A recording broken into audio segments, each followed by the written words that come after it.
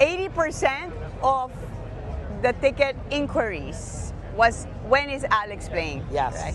Yeah, I mean, so I'm Mark Gunn, I'm the owner of the tournament. Thank you. And leading up to the tournament, more than 80% of the incoming was about Alex. And this is a men's and women's tournament. That's we have true. 7 members of the top 10.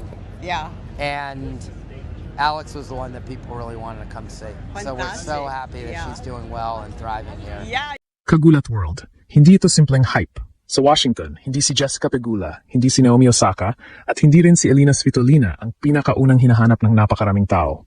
Ang tanong na paulit-ulit na natatanggap ng ticketing team ay, kailan maglalaro si Alex Ayala? Ayon mismo kay Mubadala DC Open Tournament Chief Mark Ain, at least 80% at posibleng higit pa ng ticket inquiries sa nakarang buwan ay tungkol sa schedule ni Alex. I mean, unbelievable fight today. How inspirational be it? Down 5-1 against the defending champion and come back and win. Linawin natin, hindi ito opisyal na bilang ng lahat ng ticket sales at wala ring inilabas na audited magkano ang direktang kinita ng WTA dahil sa Filipina. Pero bilang sukatan ng fan demand, napakalakas ng mensahe. Sa attention, curiosity at market pull, si Alex ang may tuturing na #1 attraction sa Washington. Hopefully she's here, makes a good run here. That would be super fun. So Filipinos want to ask, they're always asking me because they know I'm here, what time is the match of Alex? Because as you know, it's 12 hours, so 11 a.m. is 11 p.m. The round before, people were up at 1:30 to 4:30. So are you, by chance, gonna maybe put it in the evenings a little bit more? We would love to. We would love to do that. The schedule is so complex because you have to, there's so many factors that go in, and people need to be close to the person they'll play in the next round so someone doesn't have an advantage. I am sure that Alex will soon be playing at night, which will be a lot easier for people. At hindi lang pangalan ang dala niya. Tinalo niya si Qinwen Zheng, 4-6, 6-4, 6-1. Bago pinabagsak ang defending champion na si Leylah Fernandez, 6-2, 7-6-1, kahit nanggaling sa 1-5 na pagkakaiwan sa second set. At idinagdag pa niyang maaring mas mataas talaga ang totoong porsyento. Dito natin kailangang maging eksakto. Ang pahayag ay tungkol sa ticket inquiries o requests, hindi opisyal na 80% ng lahat ng nabentang ticket. Wala ring public accounting na nagsasabing ganitong halaga ang direktang revenue na dinala ni Alex sa WTA o sa tournament.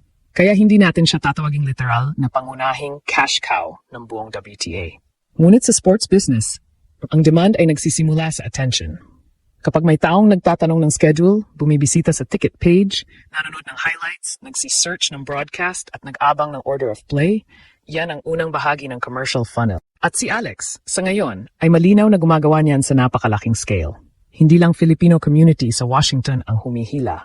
Mismong si Ain ang nagsabing naging icon si Alex sa Pilipinas, ngunit ang phenomenon ay kumakalat worldwide. Maaga pa lamang sa season, napansin na raw ng tournament team ang paglakas ng kanyang following, kaya sinikap nilang dalhin siya sa Washington. Ibig sabihin, bago pa man magsimula ang draw, nakita na ng organizers ang value niya bilang player na kayang magdala ng audience. At sinuklian ni Alex ang tiwalang iyon sa court.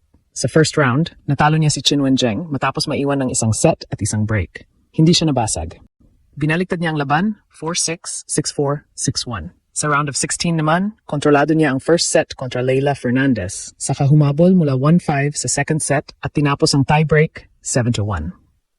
Ang resultang 6-2, 7-6-1 ay hindi lamang panalo. Pinatibay nito ang kuwento na kaya niya magbigay ng drama, comeback at upset. Tatlong bagay na gustong-gusto ng broadcasters at fans.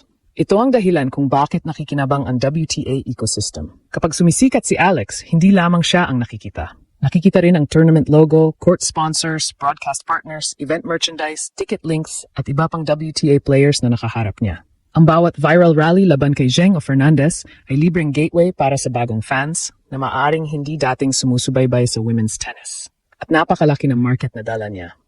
Ang Pilipinas ay basketball at boxing country. Ngunit kay Alex, maraming Pilipino ang natutong mag-abang ng draw, ranking points, break points, tiebreak at tournament schedule. Kasama pa rito ang Filipino diaspora sa United States, Middle East, Europe at Australia. Kapag naglalaro si Alex, hindi lang isang bansa ang gising. Iba't ibang time zone ang sabay-sabay na naghahanap ng stream at update. Kaya ba siya #1 sa Washington? Hindi sa seeding. Ang #1 seed ay si Jessica Pegula, habang si Alex ay world number 8 at unseeded sa event. Pero kung pag-usapan ang ticket curiosity at fan attention na hayagang inamin ng organizer, may matibay na basehan para sabihing siya ang number one attraction ng tournament sa ngayon. Ngayon, ang malaking tanong, paano nagiging pera ang Ayala effect? Una, ticket conversion.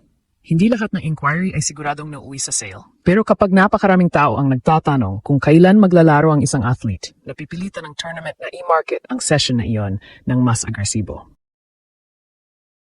Ang laban ni Alex kontra Elina Svitolina ay inilagay sa Stadium Court, not before 6:30 p.m. sa Washington sa July 34th, katumbas ng hindi mas maaga sa 6:30 a.m. ng August 1st sa Pilipinas.